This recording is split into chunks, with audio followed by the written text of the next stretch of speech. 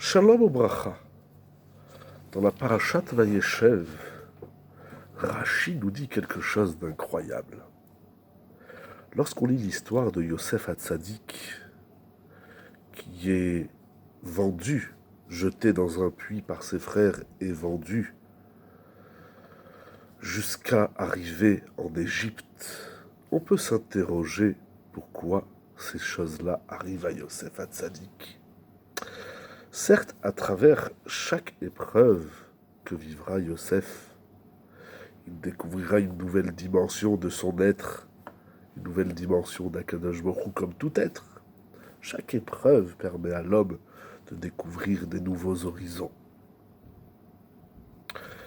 Donc il faut étudier chaque épreuve que vivra Yosef Hatzadik et étudier chaque situation dans la vie qui nous arrive. Mais Rashi, au début de la paracha, nous dit quelque chose d'incroyable. Au chapitre 37, verset 2, Vayave Yosef et dibatam ra'a el aviem. Yosef apporta de mauvaises paroles sur ses frères à leur père. Ça veut dire que tout ce qu'il voyait de négatif chez ses frères, il le racontait à Yaakov Avinu. Il avait certainement une bonne raison. Les Mefarshim s'interrogent et travaillent la question. Quoi qu'il en soit, la Torah dit clairement Vayave Yosef et dibatam ra'a el aviem. Yosef apportait à Yaakov des propos négatifs sur ses frères. Il dit Rashi quelque chose d'incroyable qui va nous permettre de comprendre beaucoup de choses dans la vie. Yosef disait de ses frères qu'ils mangeaient des animaux vivants, ce qu'on appelle Ever Minachai, ce qui est interdit dans la Torah, même pour les goyim, de manger des organes d'un animal qui n'a pas été tué. Il disait que les fils de Léa, ses autres frères, manquaient de respect aux enfants des servantes. Et il disait qu'il les appelait des avadim, des esclaves.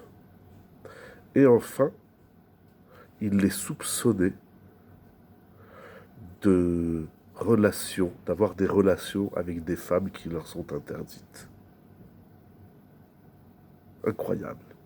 Nous dit Rashi, Mida keneged Mida, mesure pour mesure, effet boomerang, étant donné qu'il les a soupçonnés, il disait en tout cas qu'il consommait Ever min achai, de la viande d'un animal qui est encore vivant. Alors ses frères vont prendre Seir Izim, ils vont abattre un bouc et ils vont tremper la tunique dans le sang de ce Seir Izim.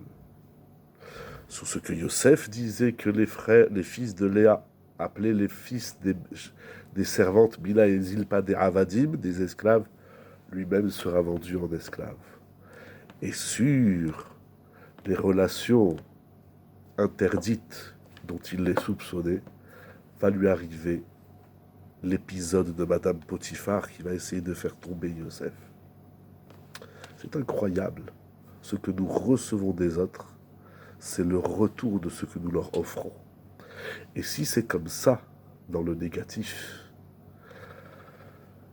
dans le feuillet Ishlereu numéro 1132, le Rav rapporte au nom du Chafetz Chaim qu'il ne faut pas oublier que cet effet boomerang fonctionne également dans le positif. Où nous voyons cela, disait le Chafetz Chaim. La première fois que Moshe Rabbeinu va rencontrer Tzipora, c'est lorsque elle se retrouve devant un puits et les bergers les taquinent, les embêtent. Vayakom Moshe Vayoshian, et il dit dans Shemot chapitre 2, verset 17, Moshe s'est levé et va leur porter secours. ce qui va amener Moshe Rabbeinu à épouser Tzipora. Par la suite de l'histoire, au moment de la sortie d'Égypte, Moshe Rabbeinu est condamné à mort, parce qu'il n'avait pas circoncis son fils. Alors, il est dit dans la Torah, Vatikar Tzipora, son épouse Tzipora, a pris un caillou pour faire la Brit Mila, la circoncision de son fils, et ainsi elle va sauver son mari.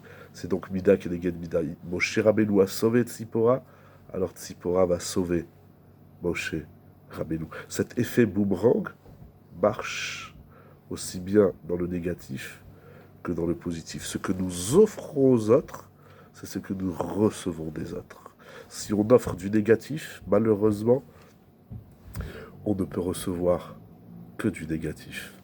Offrons du positif à tout le monde, afin que tout le monde nous offre ce positif, que ce positif revienne vers nous par effet boomerang. Shabbat Shalom ou Mevorach. Peut-être, avant de vous quitter, je dirais, n'attends pas que l'autre soit bon avec toi pour être bon avec lui. Sois bon avec lui, il sera bon avec toi. On doit être le premier à initier la générosité, la bonté, la bienveillance. Ce que nous offrons de positif, c'est ce que nous recevrons en effet boomerang en retour de positif. Shabbat Shalom.